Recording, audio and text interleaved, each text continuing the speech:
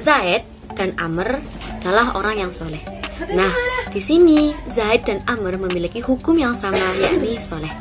Teman-teman, kita bisa loh menemukan contoh seperti ini di ilmu bahasa Arab.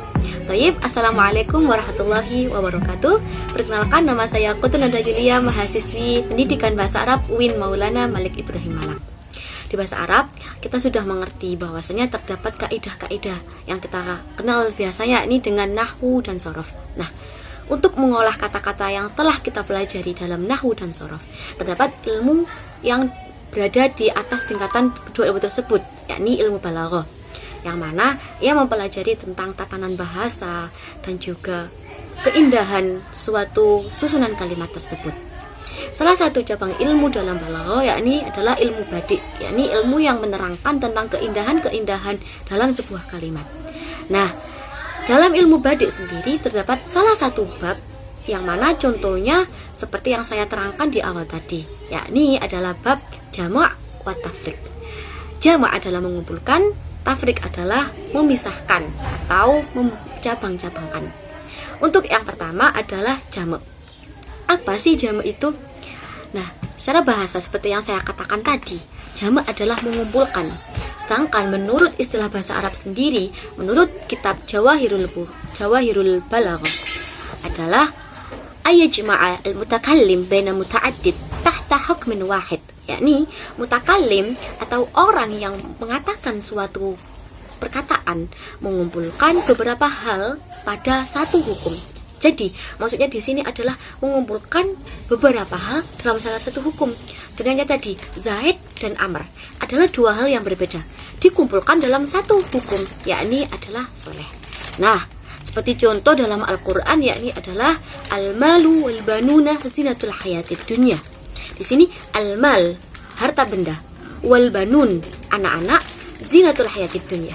Al-mal wal-banun dikumpulkan dalam satu hukum, yakni dia merupakan zinatul hayatid dunya atau perhiasan kehidupan dunia. Nah, ini yang dinamakan dengan jama'. Kalau dari tadi kan saya berkata atau saya memberi contoh tentang jama' antara dua hal.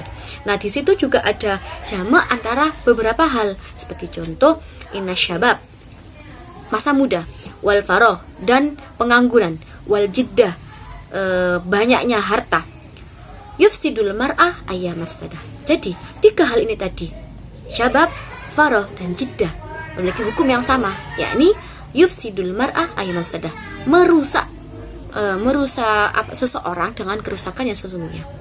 Jadi, bisa kita simpulkan bahwasanya jama' adalah mengumpulkan. Maksudnya mengumpulkan adalah mengumpulkan beberapa hal dalam satu hukum. Nah, lawan dari jama' sendiri adalah tafriq.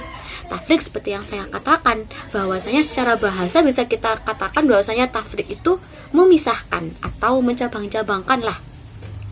Nah, dalam kitab Jawahirul Balaghah dijelaskan bahwasanya at-tafriq huwa ayyufarriq baina amrayn min naw'in wahid fi ikhtilafi hukmihima. Yakni tafriq adalah membedakan antara dua hal atau hal lebih lah yang sejenis dalam perbedaan hukum.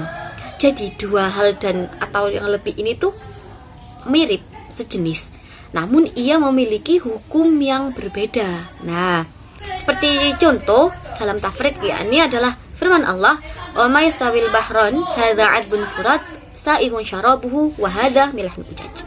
Wa may sawil bahron, tidak sama antara dua laut. Nah, dua laut ini sejenis, teman-teman.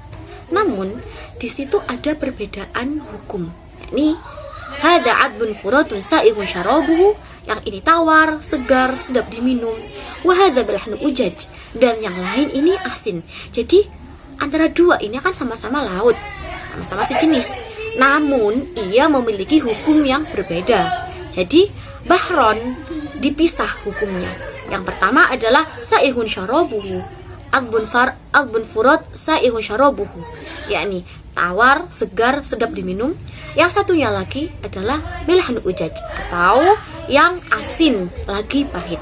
Nah, bisa kita simpulkan bahwasanya tafriq ini adalah kita memberikan hukum yang berbeda pada dua hal atau lebih. Nah, kalau tadi kan kita membahas tentang jama', tafriq. Kalau jama' mengumpulkan, kalau tafriq memisahkan atau membeda-bedakan.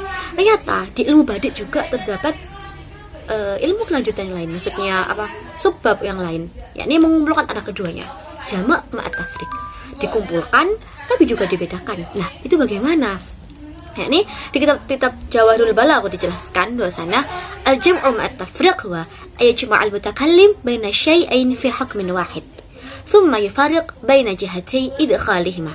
Jadi adalah mengumpulkan dua hal dalam satu hukum, kemudian membedakan antara sisi masuknya.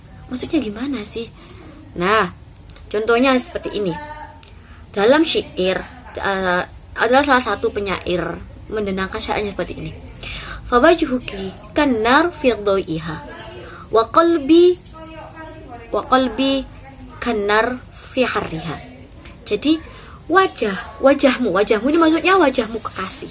Artinya kan wajahmu laksana api dalam pancaran cahayanya, dan hatiku laksana api dalam panasnya. Mungkin ini karena si penyair lagi rindu-rindunya ya kepada si kekasih itu tadi. Nah, di sini terdapat kaidah jamak ma'at tafriq. Yang pertama adalah wajuhuka kenar fidoiha, wajahmu seperti api dalam pancaran cahayanya. Qalbi kanar fi harriha, hatiku laksana api dalam panasnya. Jadi wajhuka dan kolbi sama-sama disamakan dengan nar, namun ia berbeda dalam sisi persamaannya. Kalau tadi wajhuka kanar seperti api dalam pancaran cahaya, namun kalau hatinya penyair itu seperti api namun dalam panasnya. Jadi bisa kita simpulkan bahwasanya jamak ma'at tafriq disamakan, dikumpulkan dulu, namun dibedakan di sisi dia bagaimana menyamakan tersebut. Baik teman-teman, sekian yang bisa saya sampaikan, kurang lebihnya mohon dimaafkan. Wallahul muwaffiq ila aqwamit thoriq. Wassalamualaikum warahmatullahi wabarakatuh. Ila liqa.